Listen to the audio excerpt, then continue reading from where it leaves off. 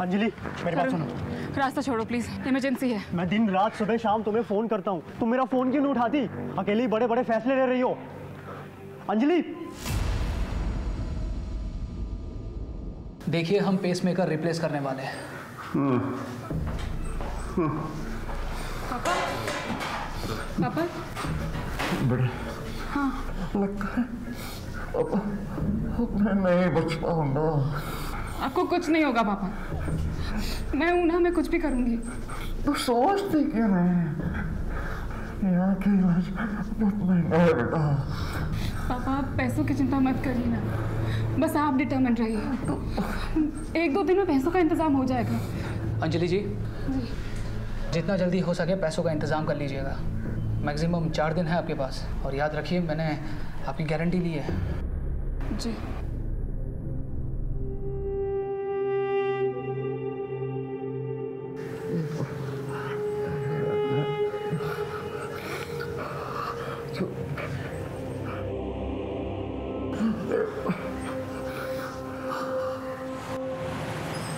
देखिए, अंश को गायब हुए 36 घंटे हो चुके हैं। हो सकता है जिसने भी अंश को रखा हो अपने पास, वो आप लोगों से कम्युनिकेट नहीं करना चाहता हो। किसी पे शक है आपको? नहीं, ऐसा तो कुछ भी नहीं है।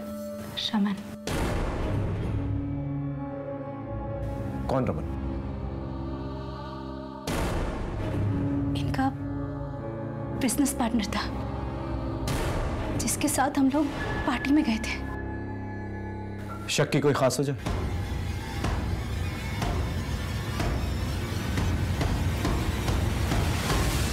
सर, सुधा भाभी का दिमाग खराब हो गया है। मैं उसकी किडनैपिंग क्यों करूंगा? मैंने कुछ नहीं किया है। तुमने ही किया ये सब। ये देखो, 3 साल पुराना बदला निकाला तुमने।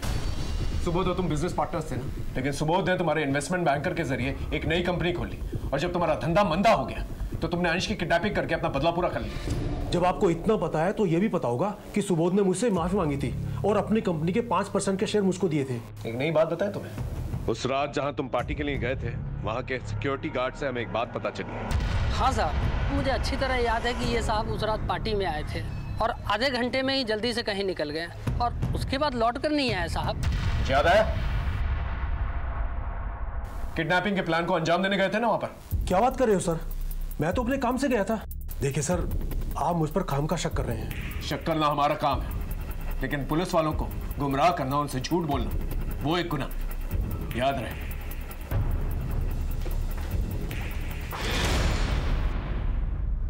इसके फोन रिकॉर्ड्स और लोकेशन रिकॉर्ड्स निकलवा। इस आदमी के बारे में कुछ तो है जो सस्पिशियस है। सर एक और बात, अंजलि के कॉल रिकॉर्ड्स और कॉल लोकेशन रिकॉर्ड चेक किया। उसका सिर्फ अपने घर, अपने स्कूल, सोसाइटी और पास के मॉल में आना जाना है, लेकिन सर उसके कॉल रिकॉर्ड में एक सस्पिशियस नंबर मिला। जितने फोन तू अंजलि को किया करता था, हैरेसमेंट के लिए अंदर जा सकता है। इतने फोन क्यों करता था? सर वो मेरी मंगेतर है। और फिर भी तुम्हारा फोन नहीं उठाती? वही तो समझ नहीं आ रहा सर। उसके फादर हॉस्पिटलाइज्ड हैं, कहती है कि अभी मेरा सारा ध्यान पापा पर है। उसने मुझे बिना बताए अपना घर चेंज कर लिया। अगर मेरे पास उसका एड्रेस होता तो सीधा उसके घर पर जाकर टपक पड़ता। बात तो मुझे हजम नहीं हो रही। वक्त तेजी से गुजर रहा है और हम वहीं के वहीं हैं। ये लो अंजलि। Thank you sir. के बाद केस में एक नई हलचल पैदा हुई। तुम्हारा बेटा अंश हमारे पास है। 25 लाख रुपए का इंतजाम कर लो। पैसे कब कहां भिजवाने हैं ये दूसरी चिट्ठी में बताएंगे। पुलिस को बताया तो बच्ची की लाश देखने के लिए तैयार है। इंस्पेक्टर साहब, अंश की जान को खतरा है। सर सुबह दरवाजा खोला तो ये लेटर हमें बाहर मिला। सर प्लीज मेरे बच्चे को बचा लीजिए। आप चिंता मत कीजिए, प्लीज इन्हें घर लेके जाइए। हम लोग अपनी इंक्वायरी शुरू करते हैं। प्लीज जाइए। जो भी करिएगा जल्दी करिएगा प्लीज। हाँ आप जाइए जाइए।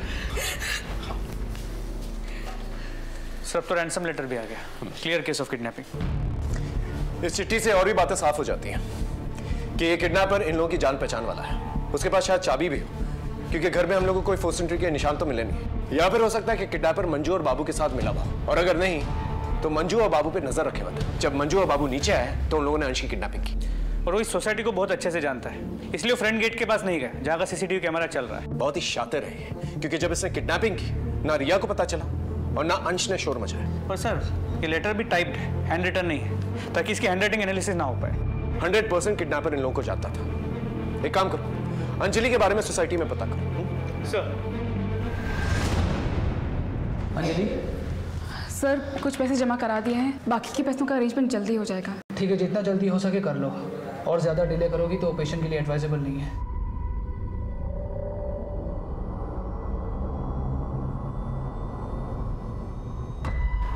तरुण छोड़ो मेरा रास्ता प्लीज। मुझे सब पता है अंजलि, पुलिस मुझसे मिली थी। तो ये जो तुम कर रही हो ना, ठीक नहीं कर रही हो। तो तुम दो मेरा साथ, बोलो दोगे? साहब शनिवार रविवार को अंजलि मैडम के यहाँ बड़े बड़े लोग आते जाते हैं। जानते हो उन्हें? नहीं साहब, हर बार नए लोग आते हैं, किसी को दोबारा नहीं देखा मैंने। अच्छा, जो कोई भी आता है आप रजिस्टर में उनका नाम और नंबर तो लिखते होंगे ना? हाँ साहब लिखता हूँ ना। ये बाबू और मंजू, इन दोनों के बारे में क्या जानते हैं? साहब ये मंजू है ना, दूसरे साहब लोगों के घर जाके मसाज देती है, और जिस रात से अंशु बाबा गायब हुआ मैंने उसे दूसरे विंग में जाते हुए देखा साहब। साहब ये मंजू और बाबू, इनका बड़ा चक्कर है साहब। और फैमिली वाले आ गए?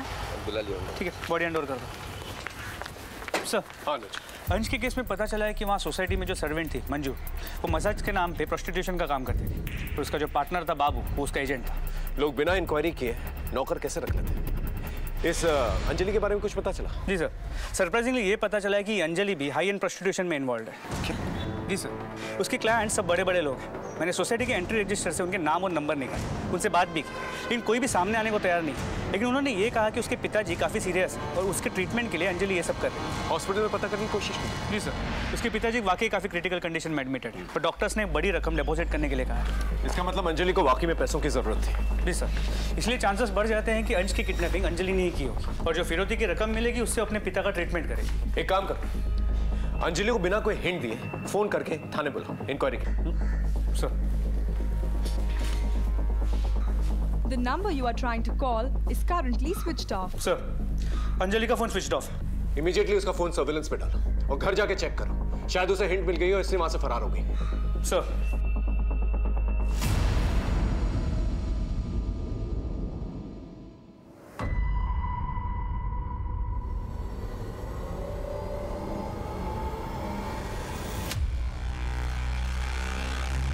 हमें पूरा डाउट था कि अंजलि ने अंश की किडनैपिंग की थी और उसे इस बात की भनक पड़ गई है, इसलिए वो वहां से फरार हो गई। लेकिन एक बात मेरे दिमाग में बार बार खटक रही थी, वो ये थी कि अंजलि ने फिरौती तो ली नहीं थी और उसके पापा अभी भी हॉस्पिटल में ही थे। खैर, हमने अपने आदमियों को हॉस्पिटल में और उसके घर के आसपास तैनात करवाया, ये सोचकर कि शाम तक अंजलि की कोई ना कोई खबर आ ही जाएगी। शाम भी थी, रात भी थी, लेकिन अंजलि की कोई खबर नहीं आई और ना ही उसका फोन स्विच ऑन। और फिर अगली सुबह सेक्सुअल असॉल्ट के कोई साइन? सर, कपड़े तो ठीक ठाक है, बाकी डिटेल्स पोस्टमार्टम रिपोर्ट से ही सामने आएंगे। पंचनामे के बाद बॉडी को पोस्टमार्टम के लिए भिजवाना। अभी फिलहाल हम एक ही काम कर सकते हैं, अंजलि का मर्डर किसने किया है ये पता करना होगा। अगर अंजलि ने अंश को किडनैप नहीं किया और फिरौती नहीं मांगी तो फिर अंश का है। सर, फिर अभी के लिए प्लान ऑफ एक्शन क्या होना चाहिए? एक काम करो, अंजलि के घर जाके उसके मोबाइल और लैपटॉप्स फोरेंसिक जांच के लिए भिजवाओ। उसके ईमेल अकाउंट और सोशल मीडिया अकाउंट से कुछ ना कुछ तो पता चल जाएगा। और अपने खबरियों को राउंड अप करो, उन्हें अलर्ट करो और जितने भी किडनैपिंग गैंग्स हैं उन्हें सर्कल करो। सर।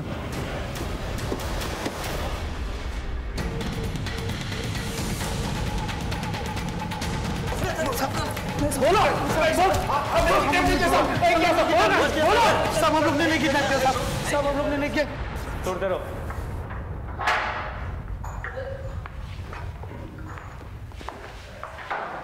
सर, इतने डंडे खाने के बाद ये क्रिमिनल्स झूठ नहीं बोलेंगे।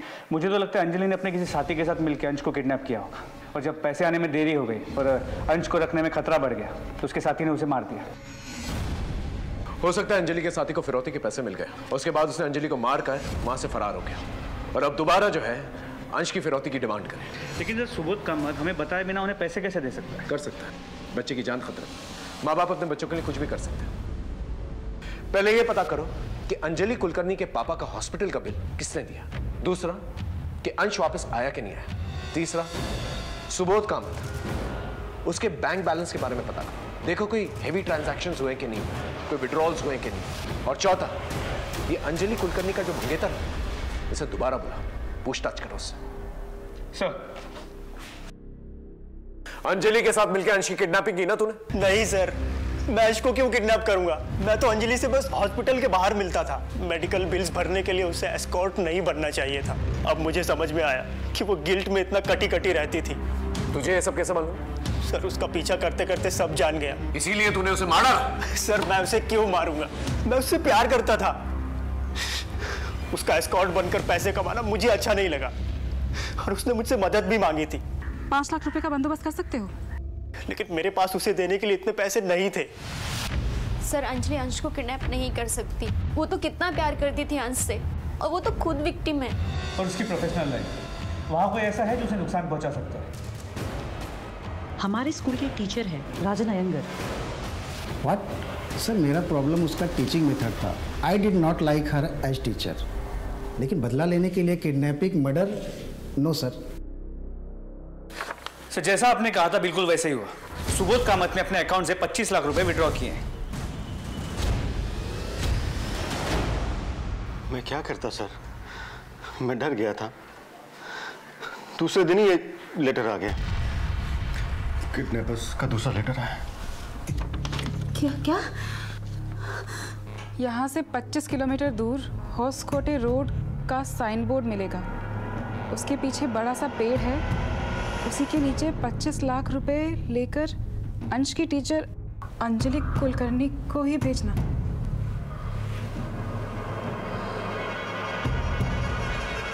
किसी दूसरे को भेजा या पुलिस को बताया तो अंश जिंदा नहीं मिलेगा।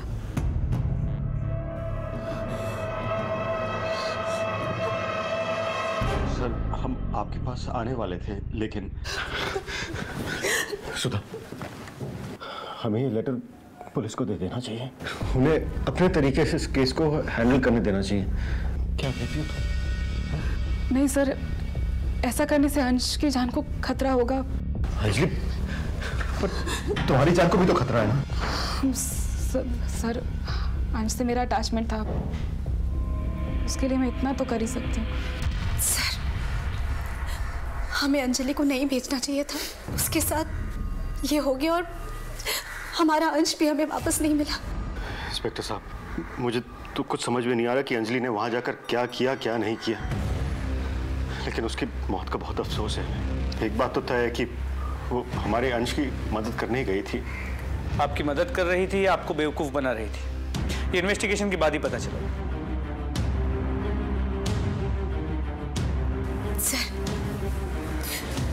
सर प्लीज मेरे अंश को ले आइए।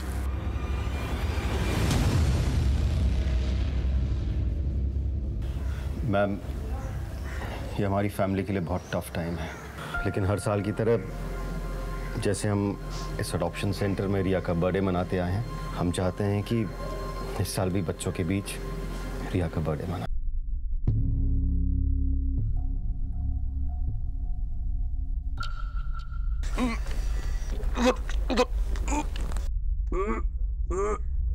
लगता है बड्डू यहाँ से आ रहा है।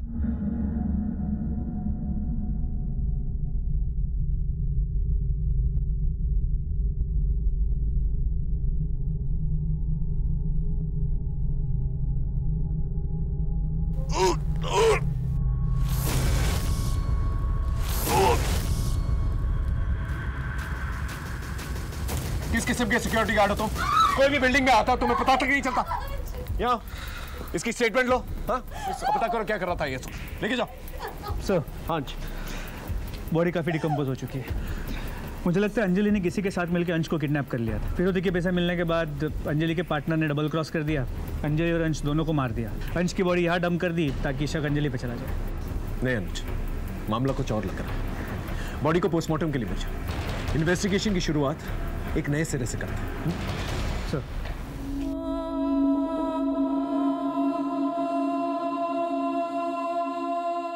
अब हमारे लिए डू और डाई सिचुएशन हो चुका था। सारे दरवाजे बंद नजर आ रहे थे। ऐसा लगने लगा था जैसे क्रिमिनल हमें चकमा देने में कामयाब हो गए।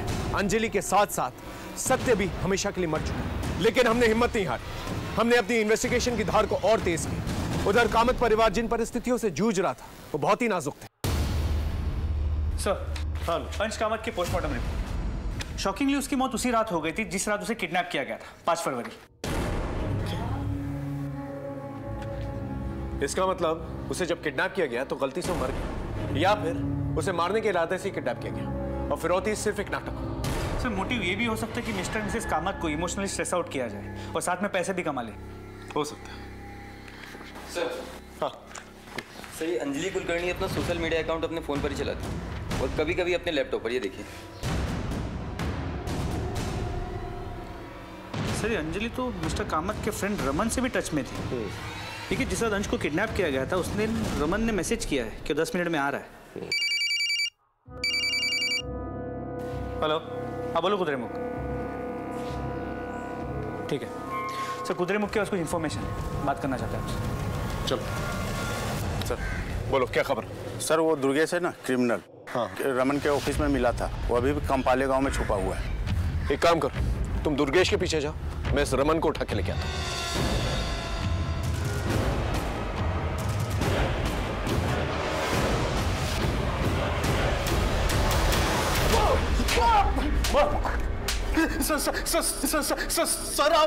सर आप मुझे मार क्यों रहे हो? चुप! सीधे सीधे बताओ, पार्टी के बाद कहां गया था तुम? मैंने आपसे झूठ बोला था, मैं उस दिन अंजलि के घर पर गया था। अंजलि को पैसों की जरूरत थी और हमारी जरूरतें एक दूसरे से पूरी हो रही थी। अब इसका मतलब ये तो नहीं है कि मैंने अंश का किडनैप किया। जानता था इतनी आसानी से बोलेगा नहीं तू। दुर्गेश गौड़ा को जानता है ना तू? हाँ? मैं तो उसे सिर्फ पैसे देने गया था, 20 लाख। वही पैसे जो अंजलि लेके आई थी? हाँ साहब। पैसे? बच्चा कहाँ है?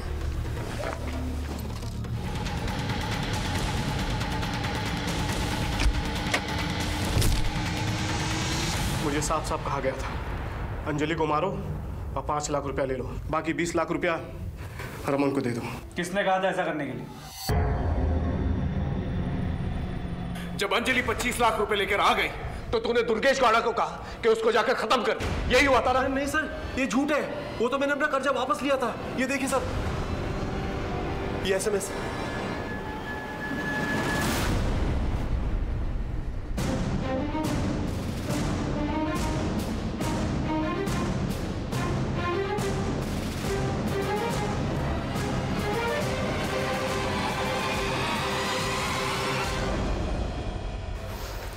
सर मुझे शक था कि अंजलि ने ही अंश को किडनैप किया है। इससे मेरा उससे बदला भी पूरा हो जाता और जो पैसे मुझे रमन को लौटाने थे वो भी उसे मिल जाते।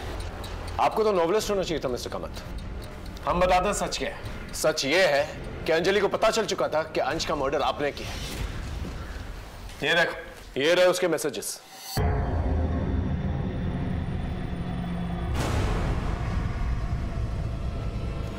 आपने हमारा बहुत टाइम वेस्ट किया मिस्टर कामत। अब सच सच बताइए। बताता हूँ सर। सच तो ये है सर कि अंश की मौत मेरे ही हाथों हुई है सर। कैसे? वो एक्चुअली सर रिया और अंश के बीच में झगड़ा हो रहा था, तो उनको अलग करने के चक्कर में छीना झपटी हुई। मुझे गुस्सा आया और गलती से जिंदा नहीं बची।